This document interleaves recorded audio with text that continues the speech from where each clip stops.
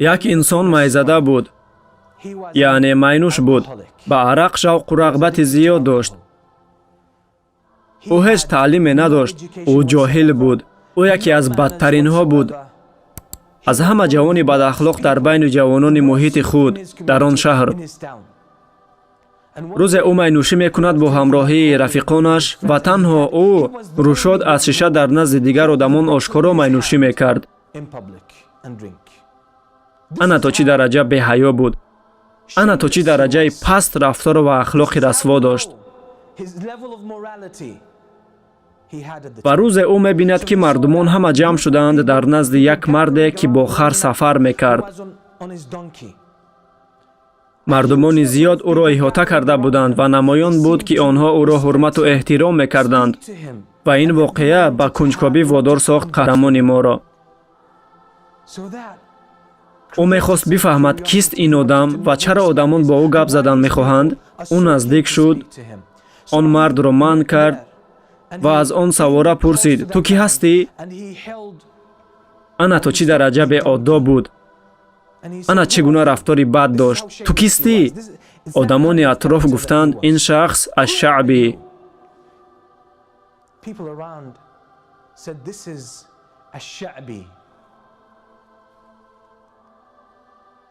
ин кас имом аш-Шаъбӣ. ӯ пурсид: ки аст ин аш-Шаъбӣ? худаш кист аш-Шаъбӣ? ин худаш чӣ кора аст? ба ӯ гуфтанд: ӯ муҳаддис аст. ӯ гуфт: чӣ маъно дорад муҳаддис будан?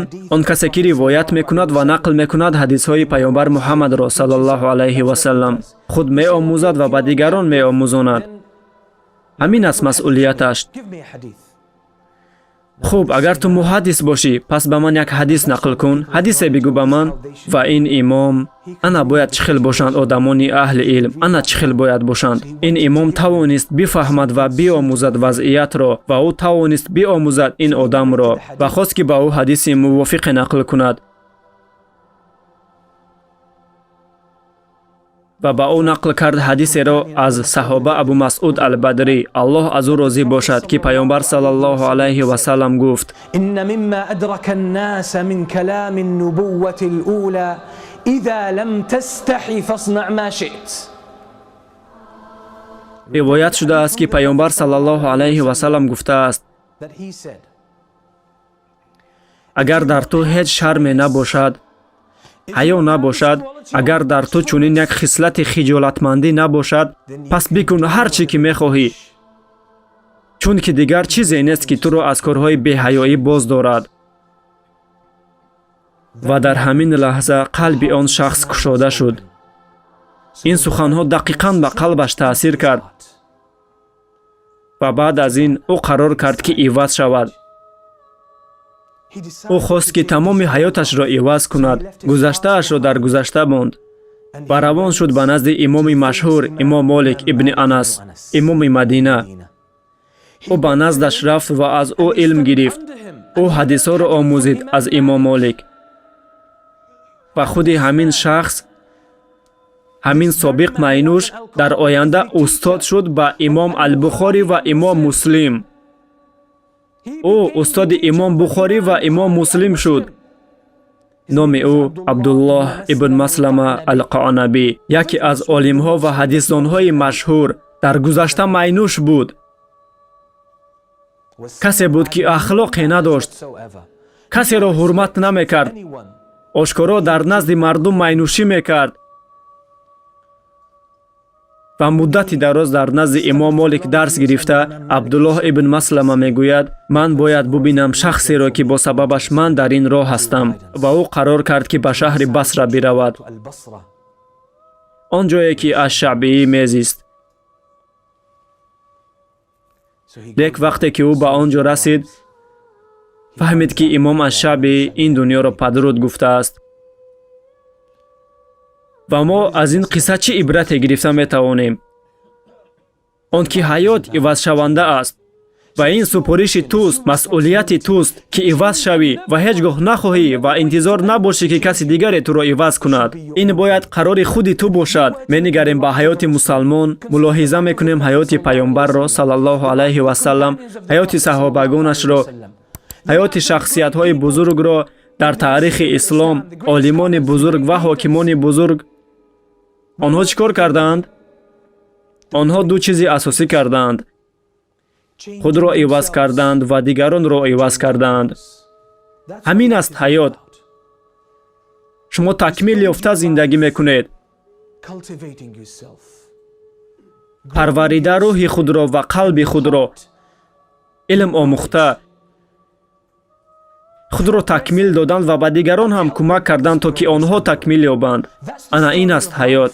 ва агар шумо фикр кунед ки тағйирдеҳӣ номумкин аст, чӣ гунае ки бисёриҳо чунин фикр доранд имрӯзҳо, мо худро бемадад ҳис мекунем. мо фикр мекунем ки вазъият моро иваз мекунад. лек шумо метавонед ки то абад интизор бошед, вале чӣ мегӯяд ба Аллоҳ субҳанаҳу ва таъала дар рӯзи доварӣ?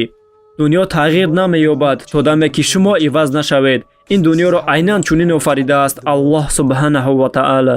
Аллоҳ мегӯяд: لا يغير ما بقوم حتى يغيروا ما بأنفسهم.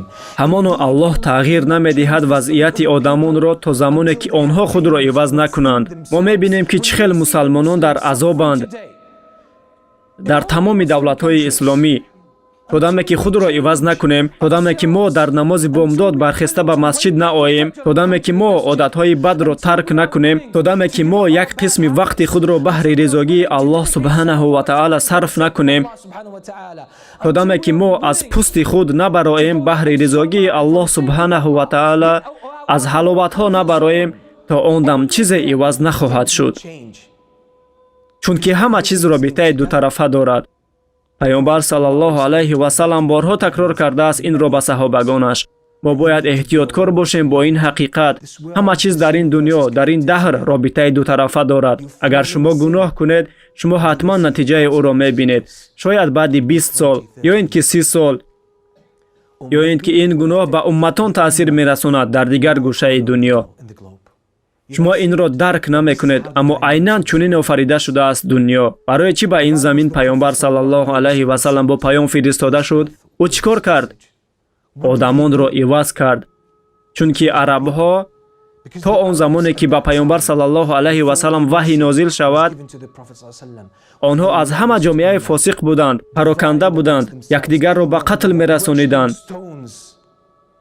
ба бутҳо ибодат мекарданд, амалҳои нафратангез анҷом медоданд то замони омадани пайғамбар саллаллоҳу алайҳи ва саллам.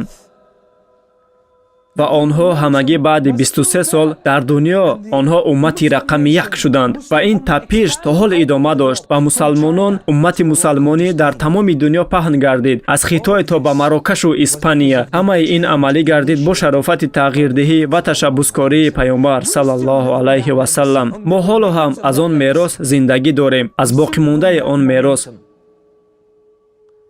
мо ҳоло ҳам ҳаракат мекунем бо туфайли ҳамон мерос. аз ин хотир мо бояд ба ҳаёт аҳамияти ҷиддӣ диҳем. мо бояд бедор шавем.